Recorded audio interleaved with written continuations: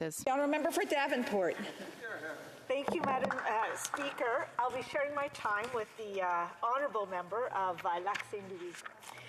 Madam Speaker, it's an absolute privilege for me to stand in the House today to speak on behalf of the residents of my riding of Davenport to speak in support of Bill C-11, an act to amend the Broadcasting Act and to make related and consequential amendments to other acts.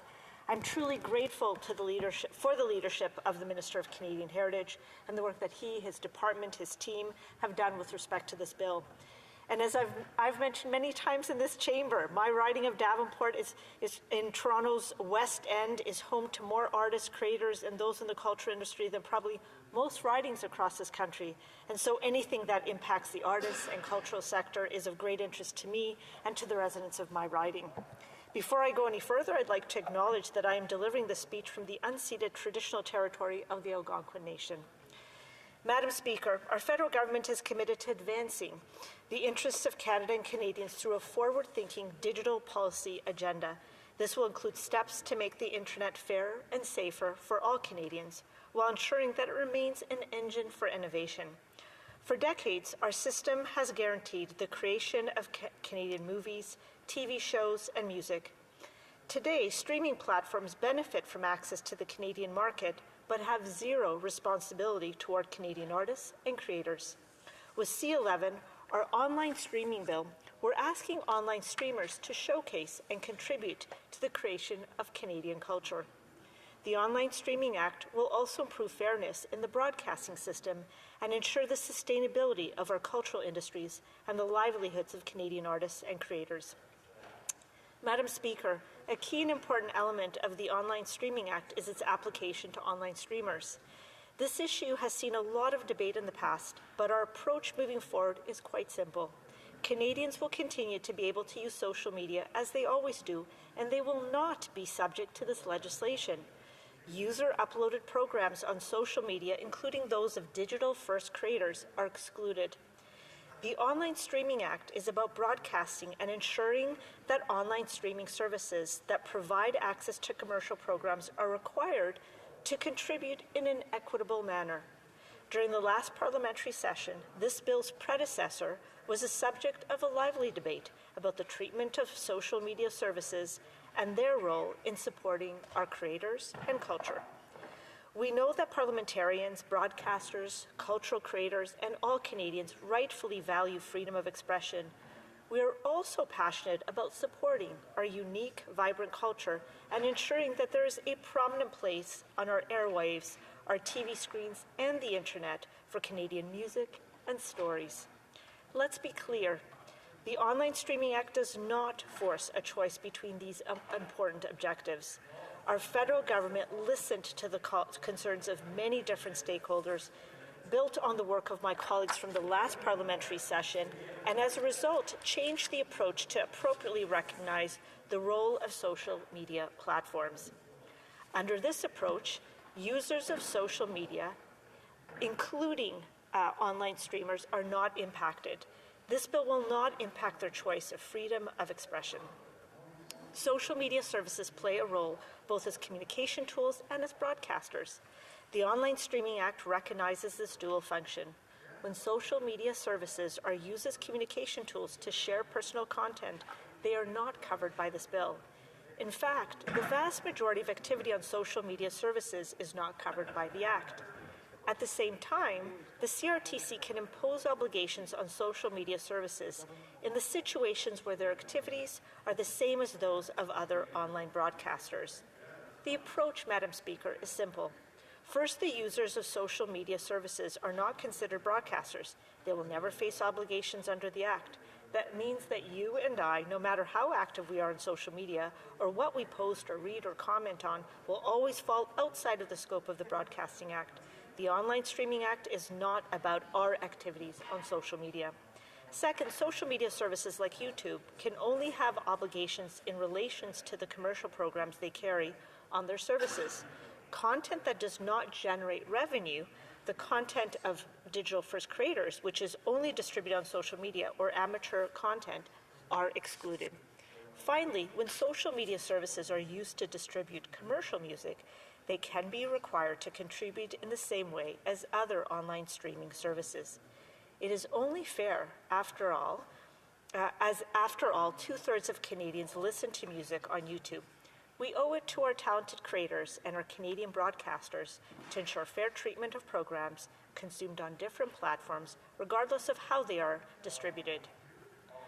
And now, Madam Speaker, I'll outline this approach in greater detail. The Online Streaming Act is not about regulating the internet. It will not affect Canadians' ability to use the internet. Canadians will be able to connect with friends and family and stream their favorite movie and TV shows just as they always have done. The Act sets clear limits as to where the CRTC may impose obligations. Content uploaded by Canadians on social media services like Facebook or YouTube will not face obligations except in clearly defined circumstances as provided in Section 4.2 of the Act. Let me provide a few examples. Ottawa's Jade Taylor Ryan uploads a video of his dancing cat, Ed, that reaches over 10 million likes on TikTok. Jade Taylor Ryan is a user of social media and is never covered by the Act. TikTok will also not face any obligations in relation to Jade's video. Gurdeep Pandar, Yukon's famous Bhangra dancer, uploads his YouTube videos that have danced their way into many hearts.